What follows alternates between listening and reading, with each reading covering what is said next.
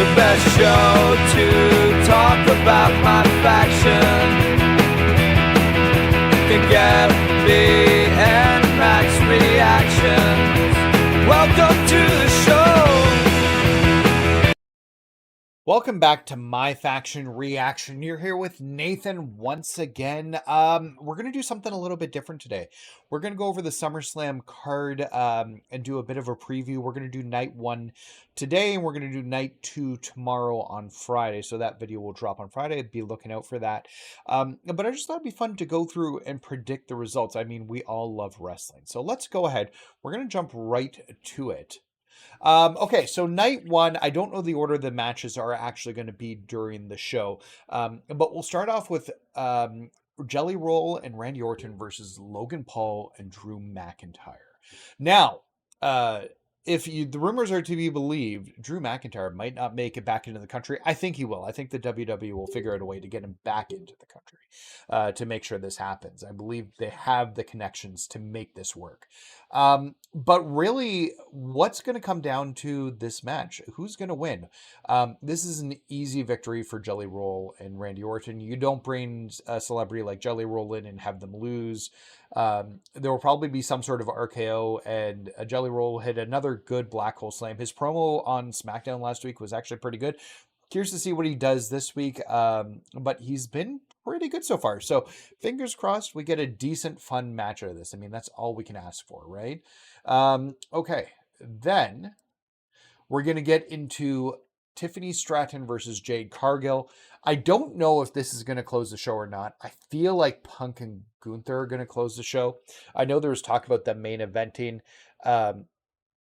Tiffany and Jade main eventing. I'm sorry. I just don't think that either are ready for the main event spot on a major card like this yet. Jade's still very green, still is making mistakes in ring, and I still think she's like a huge superstar in the future. But I don't think you want those to be what people potentially see on the way coming out of SummerSlam, especially when you potentially have new eyes on the product. So who's going to win though?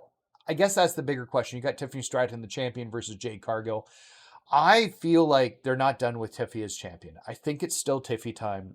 I think maybe, just maybe, and I'm calling it, it's overdue. We get a Bianca heel turn here. So Jade, Bianca comes in, will cost Jade the match, or maybe she'll do it by accident. I'm not sure exactly how it's going to go about. But we get some sort of heel turn costing Jade the match. And Tiffany's still your champion at the end of the match. Next up, we've got the Judgment Day versus Bliss and Flair. Can I just say, this Bliss and Flair thing has been great, just in general. I am, and I will go on record, as I am not the biggest Charlotte Flair fan. In fact, I really dislike her actively. Something about this partnership with Alexa Bliss has made her more watchable, which is and fun to watch. I just enjoy their interactions with each other, and I don't know what it is. So I'm actually excited to see Charlotte Flair in a match for once, which I never usually am. Now, in terms of putting the tag titles on them, I don't see the need to take the tag titles off the Judgment Day, especially as they are a proper tag team. I don't love the idea of taking the women's tag titles and putting them on 2 main eventers again. They've done this several times in a makeshift tag team. There's a situation where I can see it happening. I think maybe miscommunication between Charlotte and Bliss leads to Judgment Day winning. So I'm going to pick Judgment Day overall here. Everything in my mind saying that Charlotte and Bliss are Alexa are gonna win, but my heart's telling me you need to keep it on the Judgment Day a little bit longer. There's more story to tell there, especially when Liv comes back, to have those tag titles still there. So yeah, no, I'm gonna pick Judgment Day, but 100% I could see Bliss and Flair winning. All right, next up, we got, I guess, the OG Bloodline, Reigns and Jey Uso versus Bronson Reed and Braun Breaker. So we've got the OG Bloodline versus the Bronze. They should just call this tag team the Bronze. Here's the deal. Everything tells me I should pick Roman Reigns and Jey Uso to win. They are the former world champions. They're main eventers. But, and I'm going to put this big but, Braun Breaker's the future world champion. And the way they're treating him right now makes me feel like it's better for him to have the win for his future. Like, I could see him with a world title before Mania next year. So I think the win does a lot more for establishing credibility with Braun Breaker and Bronson Reed. Once again, this is a crazy pick, but I'm going to go with Braun Breaker and Bronson Reed. I just see more upside in them winning. Jay can take the pin from Braun Breaker.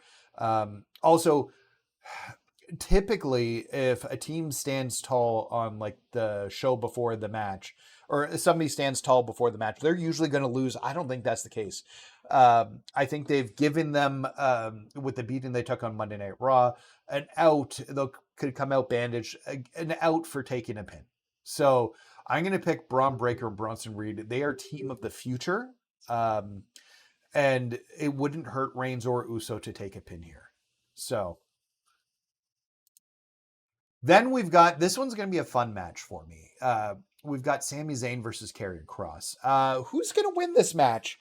This is interesting. I feel like Sami kind of needs the win to put this Karrion Kross thing behind him. But I think the other portion here is that Kross is in a re-signing. Like, he has to re-sign his contract at any point. Now, that being said, I don't think he'd be having this match if he hadn't re-signed his contract already. I don't think you put somebody on a stage like this who could be out of the company in potentially a month. I just don't think that's possible. I think Kross is probably re-signed, which is part of the reason he's on the pay-per-view in this big capacity. But this has been brewing for months between Sami Zayn and Karrion Kross. I think you put Kross over here. I don't think you hand him a loss, especially if it's somebody you're re-signing or looking to have re-signed or looking to re-sign. And I think Sami, look, he loses all the time and it doesn't affect him. I think he can take one more loss before he starts building up to what I think will be a Royal Rumble win for him next year, and potentially a world title in 2026. So yeah, but I'm officially picking Karrion Kross with this. And finally, we've got our last match of the night. We've got Gunther versus CM Punk. I think this one's easy. I love Gunther. Don't even like Gunther. I love Gunther and what he's done with the world title. He had a short spell without it, but he took it back off Jay. I think it's time to hand it to Punk. Punk's been back for almost 2 full years now without a world title, and I think it's time to put it on him. But, and the big but here is, does he keep it? You've got your tag team match earlier with Seth's group, Braun Breaker and Bronson Reed. I keep wanting to combine their names into something, which gets messed up in my head. But the biggest question is Seth healthy? Seth famously looks like he was injured at Saturday's main event, has been walking around crutches. But then there's a lot of talk. Is this a work? The Money in the Briefcase is still out on TV.